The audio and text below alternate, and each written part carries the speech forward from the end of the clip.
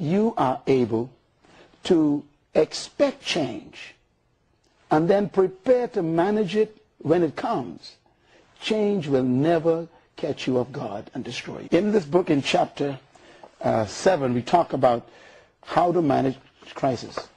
First of all, I believe that the reason God created man was for management. When I read the Bible, people normally think I'm reading a different Bible. Let me read what was on God's mind when he made you. And I think this will help you going through this economic crisis right now. In the book of Genesis, I'm going to show you a verse you never saw before.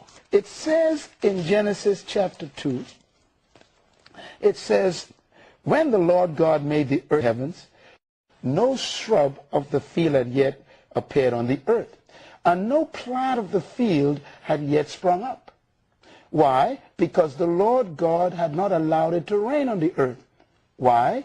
Because there was no man to manage the earth. Now, that's a verse you and I never saw. Marvelous. This is powerful to me. First of all, God had a beautiful planet, but he didn't allow anything to grow, nothing to spring forth, nothing to emerge, nothing to prosper, because there was no manager.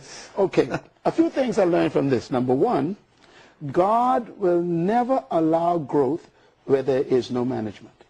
So instead of praying for things from God, pray for the management ability. Secondly, God will withhold things from you if you cannot manage them. It says he didn't allow it to rain because there was no man to manage the results. So the next verse says, and therefore God formed the man from dust of the ground and breathed into his nostrils the breath of life. In other words, God had a beautiful planet. No life was on it. Why? Because he first needed a manager. Normally we ask people, why did God create man? Our answer, to worship God. That's not what he says. He needed a manager. The number one motivation for God creating man is management. Whatever you mismanage, you will lose.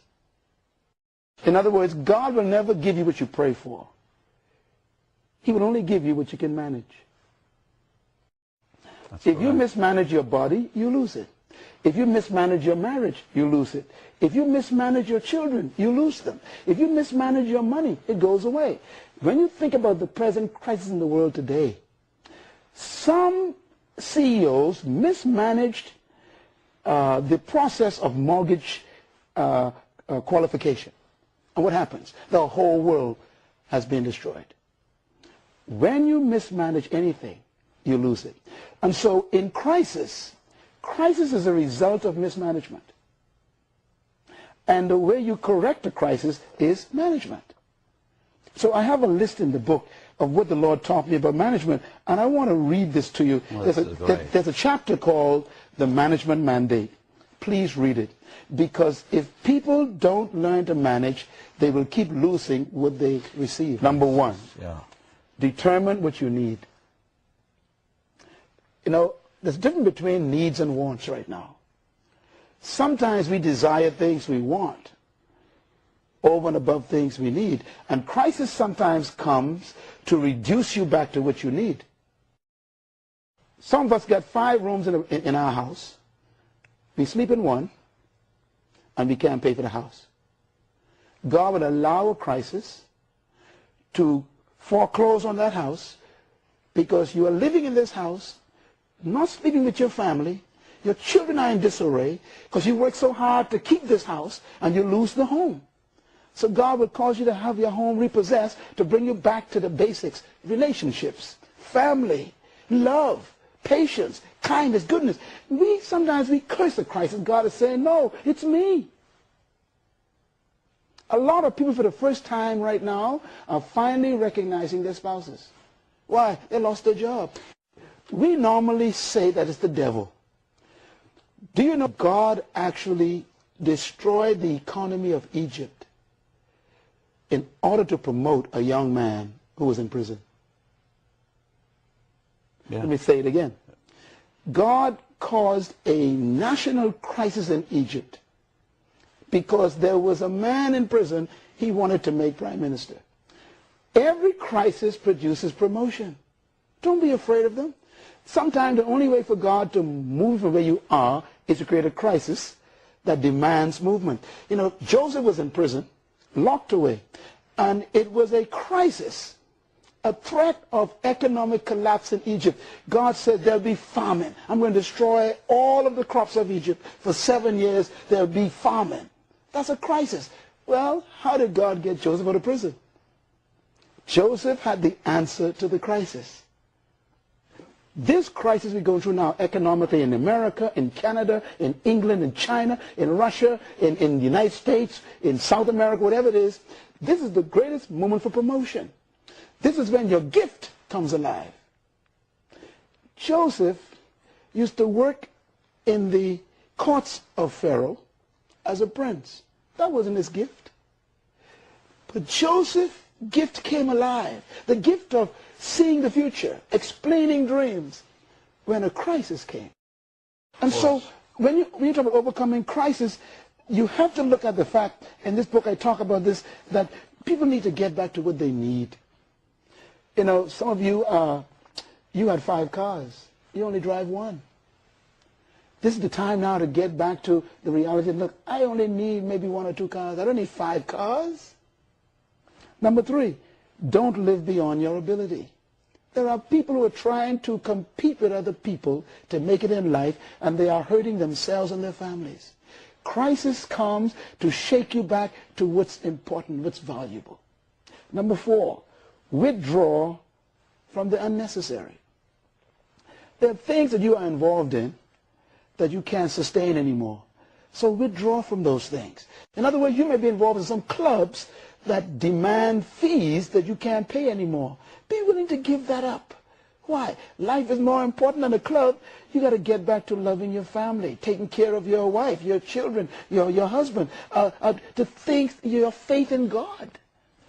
God will always reduce you to him. That's why he brings crisis.